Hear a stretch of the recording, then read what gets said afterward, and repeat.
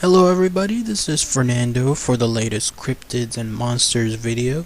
My apologies for the delay on this, so it took a little break with regards to making some of the videos, and I'm going to make this one, the second one, and the third one based on your suggestions pretty soon, so the third one should be coming out either by tomorrow or the day after that, but at least with regards to this particular cryptid, I think it remains the second most requested one out there, so this is dedicated to everybody who has suggested this particular cryptid. I did some research on this, found some interesting stuff, and hopefully you'll find it as fascinating as everyone else who has requested it and talked about this. Now, this particular cryptid, which is called the Dover Demon, what's very fascinating about this particular cryptid is that it only happened for like 2 nights, but it happened across several people, these experiences, and even though these people were all separate people, didn't know one another, didn't communicate with one another, they each experienced witnessing this cryptid and were able to describe this cryptid in shockingly familiar, almost down to the T, 100%, as far as how similar their experiences were and what they were able to describe the look and the characteristics of this cryptid. So this leads to one to think that if you have it happen once to one person, that's one thing, but if you have it twice and then a third time and all three pretty much report the same thing, way too much of a coincidence. So you'll have to go back in time to 1977, April 21st to be exact, when all this started. And also what's again fascinating about this is this happened apparently just for those 2 nights, and those remain the most talked about experiences. There hasn't really been much afterward, but it was enough essentially to last all this time. So on April 21st, 1977, there was a young man, a teenager by the name of Billy Bartlett. He said that he was driving down Dover, Massachusetts, along with 2 friends, and as they came across a particular street that had a farm street wall, which is a stone edifice of some sort. Basically think of it like a giant, not a giant wall, but something that's made out of a wall, in other words, that's made out of some kind of stones placed together to either keep something back or to prop something up. They were driving down that particular edifice when all of a sudden Billy noticed something out of the corner of his eye, and he was thinking that maybe this might be some kind of dog that's late at night or one other nocturnal animal. But it just so happened that his headlights happened to catch this creature right at the top of this wall, and what he experienced was like nothing he had ever seen before. This is his direct quote. This is the stuff that he told everybody else afterward, and he has been quoted as stating, he said, "It was not a dog or a cat. It had no tail. It had an egg-shaped head. It looked like a baby's body with long arms and legs, and it had a big head about the same size as the body, but it was sort of melon shape. The color of it was the color of people in the Sunday comics." I guess what he was referring to on that last line was, you know how if you read the older Sunday comics, well, again we're talking back to the 70s in this case, they did not have the rich intricacy of colorization on some of their comics. It was just a flat color for one panel, flat color for another, and maybe that's what he was referring to on there. But he did say that the creature had large orange eyes, no hair throughout its body, and then what looked to be a rough looking skin, and it had what looked to be also a distended stomach, like a protruding stomach of some sort. And what was most interesting about this creature was its hands and its feet had these elongated fingers or digits, which were perfectly used to essentially hold on to the rocks making up that wall. So that way this creature was held up on it absolutely perfectly on there. And what you're looking at now is a picture that he actually drew.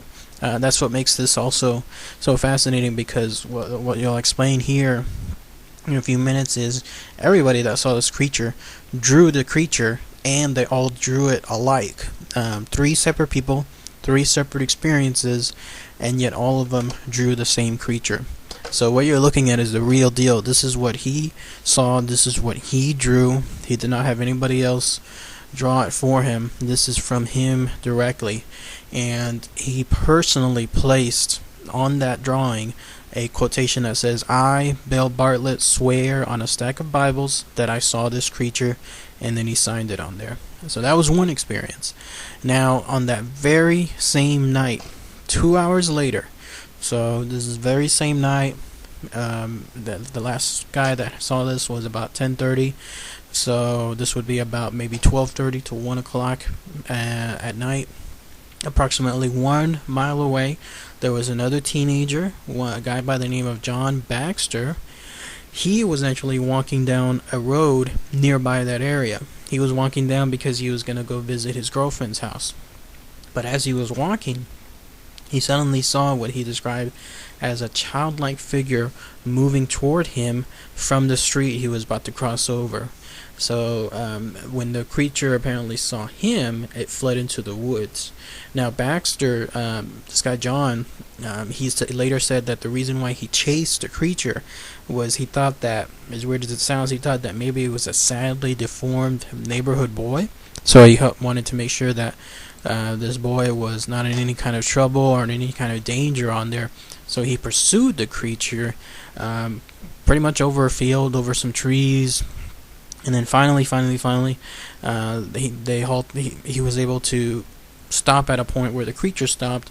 It looks like right before a bank of shallow, some kind of water on there. So it was at that point that the two of them kind of had a little staring contest. John was looking at it, and this creature, this Dober demon, was looking at him. And what you'll see here is actually a picture that he drew as well. Apparently we have some artists in this town in Dover, because both of them are pretty good artists with what they represented. But this is his official drawing, and you'll notice that it strikes instantly similar to the other drawing that was done just about 2 hours ago by Billy. So now here's John's direct quote with regards to his experience to this creature. He said, "As I was looking really close there, I could see the eyes. It was looking at me. I just stared at it for another few minutes, and then I just got all these thoughts that maybe it was something really strange. Because, nothing ever happened to me like this before, so I didn't know what to think. So I finally got the thought that maybe it wasn't as safe as it looked, because the way it was staring at me, it just seemed like, I don't know, I got all these feelings that I was thinking to myself, or that it was waiting to spring or whatever. And so I backed up the bank kind of fast, and my heart started beating really fast," which makes sense, because here you have this creature that this guy John had never seen before, never seen anything like.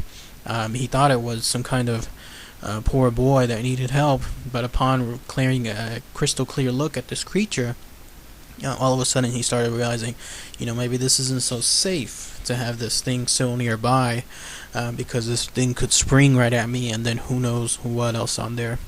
So he left in a panic on there and went fast as he could. And again, the both of them essentially described and gave witness testimony with drawings looking exactly what it was on there.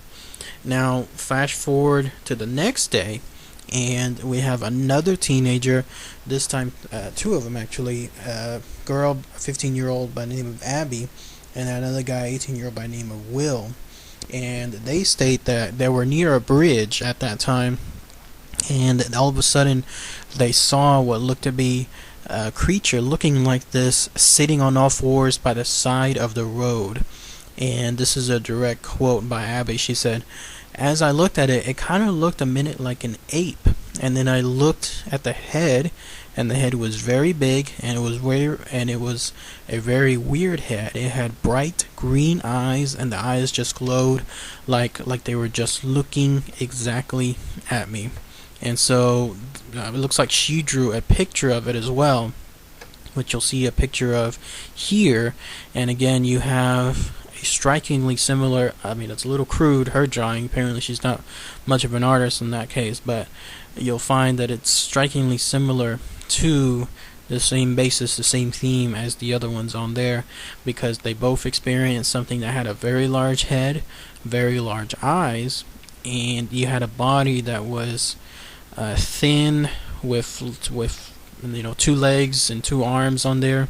So again, strikingly similar on that part. Now, there was an investigator that apparently went to this place as soon as everything happened, by the name of Lauren Coleman. He's actually the guy that's credited with coining the term Dover Demon because of the location on there. And he went and investigated. He talked to them. He talked to other locals on there because he wanted to collect as much evidence as possible. And it is his firm conclusion that this is not a hoax.